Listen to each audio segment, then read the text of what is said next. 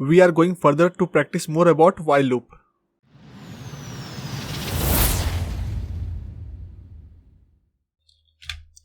Using continue statement.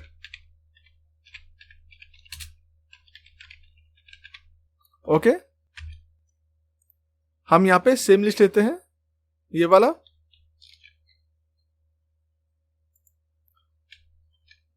Okay इसके बाद हम इंक्रीमेंट के लिए आई लेते हैं और इससे हम असाइन करते हैं 0 और यहाँ पे हमारा वाइल लूप लिखेंगे। ये भी हमारा सेम स्टार्टिंग रहेगा, i less than length of x। इसके बाद हमारा यहाँ पे थोड़ा ट्विस्ट आएगा, ठीक है। इसके बाद हम कंटिन्यू स्टेटमेंट जब यूज करेंगे तो हमें यहाँ पे इंक्रीमेंट भी करना है और कंटिन्यू स्टेटमेंट को चेक भी करना है। और बेसिकली कंटिन्यू स्टेटमेंट करता क्या है, ये क्या करेगा, जब भी हम कंटिन्यू स्टेटमेंट लिखेंगे तो उसके नीचे के हमारे जितने भी स्टेटमेंट है उसे वो स्किप कर जाएगा और वापस से लूप में फिर से एंटर कर जाएगा। तो हम इसलिए यूज करते हैं। तो हम इसे कैसे लिखेंगे देख लेते हैं। इफ आई, हमने यहाँ पे इंडेक्स वैल्यू को ले रहा है I equal to that means हम यहाँ पे यूज कर रहे हैं कंपैरिजन ऑपरेटर और इसके बाद हम यहाँ पास कर देते हैं लाइक 1, ठीक है। और हम यहाँ पे दो कंडीशन ले रहे हैं, आई कंपैरिजन ऑपरेटर 2। हम यहाँ पे दो इंडेक्स वैल्यू को ले रहे हैं। अगर ये दो इंडेक्स वैल्यू यहाँ पे आया तो ये क्या करेगा, इस वाले ब्लॉक के अंदर इंटर करेगा और यहाँ पे सबसे पहले हम क्या करेंगे, इंक्रीमेंट करेंगे आई के वैल्यू को, आई प्लस इक्वल टू 1, ओके। और इसके बाद हम यूज करेंगे कंटिन्यू स्टेटमेंट।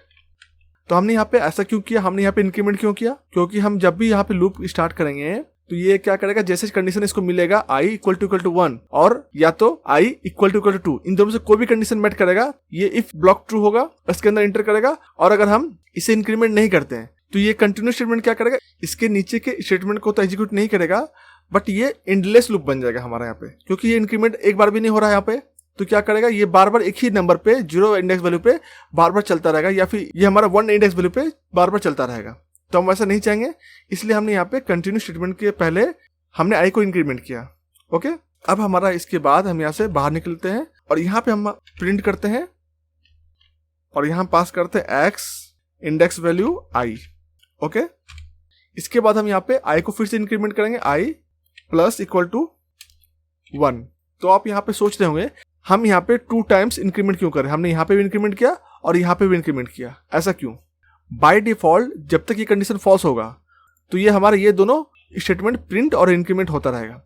बट अगर इन केस हमारा ये वाला कंडीशन फुलफिल हो गया, आइदर दिस वन और दिस वन, इसमें से कोई भी अगर फुलफिल हो जा रहा है तो ट्रू बन जा रहा है, तो ये क्या करेगा, इस वाले ब्लॉक को एंटर करेगा। और यहाँ पे हम अगर इस वाले स्टेटमेंट को नहीं लिखेंगे तो क्या होगा, यहाँ पे ये कंटिन्यू करेगा और इसके नीचे के जितने स्टेटमेंट है उससे स्किप कर जाएगा और वापस से यहाँ से इस वाले वाइल लूप में एंटर कर जाएगा। तो हमारा यहाँ पे अगर 1 पे ही ये चेक किया ट्रू और यहाँ पे हमारा कंटिन्यू कर लिया तो ये एवरी टाइम 1 इंडेक्स वैल्यू पे ही लूप करता रहेगा और ये एंडलेस हो जाएगा। तो हम नहीं चाहेंगे, तो इसलिए हम यहाँ पे इंक्रीमेंट पहले कर देंगे ताकि वो कंटिन्यू स्टेटमेंट को एग्जीक्यूट करने से पहले ही एक इंक्रीमेंट हो चुका हो और वो next time next index value के साथ चेक करे, ना कि सेम इंडेक्स वैल्यू को बार बार लूप करता रहे, बार बार चेक करता रहे, ओके। इसलिए हमने यहाँ पे इंक्रीमेंट पहले किया है, ओके। तो इसे हम अगर चेक करेंगे तो क्या होगा, सबसे पहले ये वाइल लूप में एंटर करेगा, i less than length of x, that means हमारा आई का 0 है और लेंथ ऑफ x क्या 4, तो 0 लेस देन 4 तो हमारा ट्रू है। इसके अंदर एंटर किया, चेक किया, इफ आई इक्वल टू 1, क्या आई का वैल्यू 1 है, नहीं हमारा 0 है, तो ये हमारा कंडीशन फॉल्स हुआ। इसी तरह हमारा ये वाला कंडीशन भी फॉल्स हुआ, तो हमारा यहाँ पे दोनों कंडीशन फॉल्स हो गया, तो ये इस वाले ब्लॉक को स्किप कर जाएगा और हमारा यहाँ पे प्रिंट कर देगा x index value I, that means 0, ये लर्न प्रिंट हो गया। फिर इंडेक्स वैल्यू आई को इंक्रीमेंट कर दिया 1, अब हमारा आई का वैल्यू हो गया 1 पे चेक करेगा ये ट्रू है। फिर यहाँ पे चेक करेगा क्या आई इक्वल टू 1 है, तो हाँ हमारा 1 है, तो हमारा पहला कंडीशन ही ट्रू हो गया। तो इस वाले ब्लॉक में घुसा तो यहाँ पे आई का वैल्यू इंक्रीमेंट किया तो हमारा आई का वैल्यू क्या बन चुका 2। और उसके बाद हमारा तो यहाँ पे ये कंटिन्यू स्टेटमेंट को एग्जीक्यूट करेगा और इसके नीचे जितने भी स्टेटमेंट हमारा इसको स्किप करके वापस से कंटिन्यू के बाद वाइल लूप में एंटर कर जाएगा और यहाँ पे फिर से वापस कंडीशन चेक करेगा। अभी हमारा आई का वैल्यू क्या हो चुका था, 2 हो चुका है, तो हमारा यहाँ पे क्या आई इक्वल टू 1, तो ये फॉल्स बना क्योंकि हमारा 2 नॉट इक्वल टू 1 है। और इसके बाद इस कंडीशन चेक करेगा क्या 2 इक्वल टू 2 है, तो हाँ 2 है, तो फिर से हमारा कंडीशन ट्रू हो गया यहाँ पे और इस वाले को फिर से इंक्रीमेंट किया तो अब हमारा आई का वैल्यू क्या हो चुका है 3। फिर से हमारा ये कंटिन्यू स्टेटमेंट को एग्जीक्यूट किया और इसके नीचे के जितने स्टेटमेंट है सबको स्किप कर गया और वापस से कंटिन्यू के बाद वाइल लूप में एंटर किया और फिर से यहाँ पे कंडीशन को चेक करेगा, क्या 3 इक्वल टू 1 है? नो, 3 इक्वल नहीं है 1 के, ये फॉल्स। और 3 इक्वल टू 2 है, क्या 3 इक्वल है 2 के? नो, ये भी फॉल्स। तो हमारा दोनों कंडीशन फॉल्स हो गया, तो ये हमारा इफ ब्लॉक स्किप हो गया। तो ये हमारा इफ ब्लॉक को एग्जीक्यूट नहीं करेगा, और इसके नीचे का हमारा जो प्रिंट है ये वाला, इसको एग्जीक्यूट करेगा, लाइक x इंडेक्स वैल्यू 3। तो हमारा क्या है, x इंडेक्स वैल्यू 3 पे ये rj, तो ये हमारा यहाँ पे प्रिंट हो गया rj। ओके, तो हमारा पहला लर्न प्रिंट हुआ, देन हमारा rj प्रिंट हुआ, इसके बीच के 2 इंडेक्स वैल्यू स्किप हो गया। अब इसके बाद यहाँ पे इंक्रीमेंट हुआ, तो 3 बन गया 4, अब i का वैल्यू। अब 4 चेक करें, क्या 4 लेस देन 4 है? नो, हमारा 4 इक्वल टू 4 है, तो यहाँ पे वाइल लूप फॉल्स हो गया, और ये फाइनली वाइल लूप से बाहर निकल गया।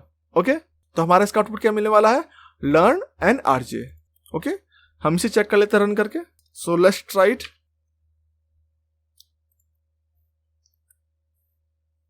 तो हमारा आउटपुट आ गया लर्न एंड rj। तो हमारा ये 2 आउटपुट आया, सिर्फ लर्न एंड rj, बीच के 2 स्किप हो गए। ओके, तो आपको यहाँ पे आइडिया मिल चुका होगा हमने ब्रेक को कैसे यूज किया, हमने कंटिन्यू कैसे यूज किया। ब्रेक हमें फोर्सफुली लूप से बाहर निकालना था, बट कंटिन्यू यहाँ पे थोड़ा डिफरेंट काम करता है। ये लूप से बाहर नहीं निकालता है, ये लूप में स्किप करता है, किसी पर्टिकुलर सेक्शन को स्किप कर जाता है, उसके बाद के स्टेटमेंट को एग्जीक्यूट नहीं करता, वापस से लूप में एंटर कर जाता है। तो ये डिफरेंस है दोनों में। ओके, अब हम इसे कमेंट आउट करते हैं। इसके बाद हम चलते हैं नेक्स्ट पार्ट पे, जहां पे हम वाइल लूप के साथ एल्स ब्लॉक को यूज करेंगे। While loop with else. Okay, हम यहाँ पे वाइल लूप के साथ एल्स को यूज करेंगे। हम यहाँ पे सेम लिस्ट लेते हैं। इसके बाद हम यहाँ पे इंक्रीमेंट के लिए आई ले रहे हैं, इक्वल टू 0, हमने असाइन कर दिया 0। इसके बाद वाइल लूप, और यहाँ पे i less than length of x, और इसके बाद हम यहाँ पे क्या करेंगे, print x index value i,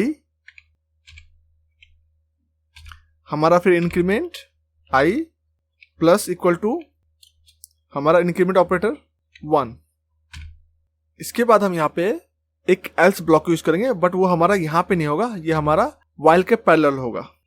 ठीक है, एल्स, और यहाँ पे हम प्रिंट कर देते हैं लूप कंप्लीटेड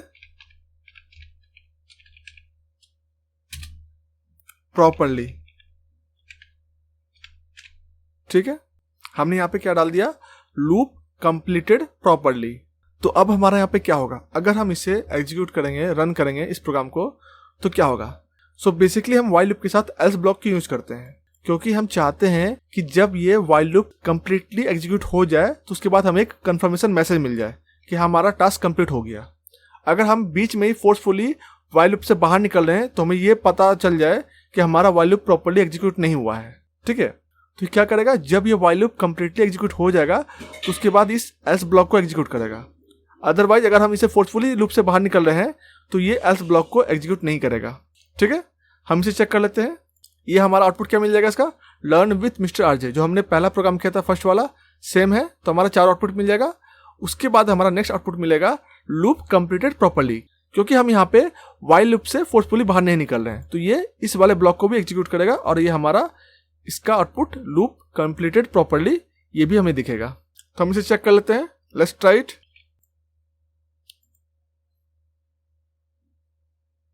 तो हमारा आउटपुट क्या है, learn with mister RJ and last one loop completed properly. तो हमारा ये सारा आउटपुट यहाँ पे आ गया। ओके, इस ट्यूटोरियल में इतना ही। If you have any questions और query, please let me know in the comment, I will definitely help you. अगर आपको मेरी ट्यूटोरियल पसंद आ रही है तो वीडियो को लाइक एंड शेयर जरूर करें। तो मिलते हैं नेक्स्ट वीडियो में, टिल देन बाय बाय।